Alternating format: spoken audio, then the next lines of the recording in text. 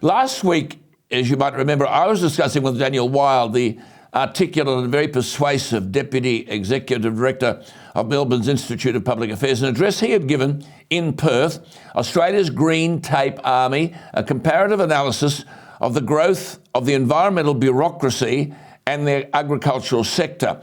One of the problems in this game is that you sort of raise a particular issue and it disappears into the ether, and out there they think, oh, well, that's it, won't come back and we're safe. Well, I just said to Daniel, we just need to go into this in more detail. I mean, his report says, quote, each year there are more city-based bureaucrats with clipboards telling farmers what they can and can't do than there are actual farmers.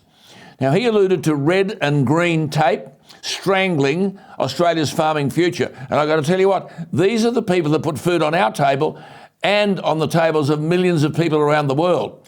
And as a farmer's son, can I just simply say this is reality? I indicated to Daniel that given that our farming sector is under siege, given this net zero nonsense, and that agriculture and transport are responsible for the same quantum of carbon dioxide emissions as electricity generation, the farmer is under imminent attack because this is now legislation. This is now statutory, 43%, 82% of renewables by 2030. Who is going to be punished so that the government can meet its legislative commitment? I promised I'd return to Daniel, and he's back with us again this week. Daniel, thank you for your time again. The trouble, as I said last week, is that our productive sector, west of the Great Dividing Range, only has a handful of representatives in the Parliament.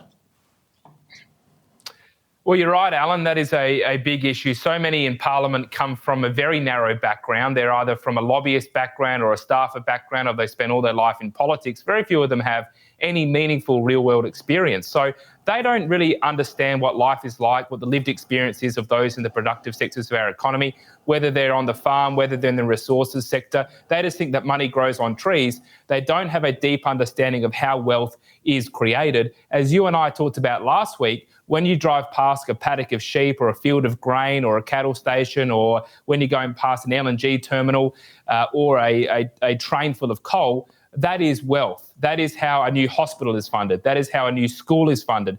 That is how new roads are built. That is how we have new infrastructure. Whether it's stuff we dig up beneath the ground or what we grow above the ground and then we sell here or overseas and earn export revenue, that is how wealth is created and reinvested in our communities. Right. But as you rightly identify, so few politicians have any real-world experience or understanding of the mechanics of running a business. No, I mean, you've got a national party, which I think that was a mistake. It should be called the Country Party because the country, the bush, has no one to legitimately represent them. But they're completely woke. I mean, the bloke who replaced Barnaby Joyce, David Littleproud, has embraced 100% renewables. I mean, that's pipe dream stuff. You'll never get there without punishing the very sector he purports to represent.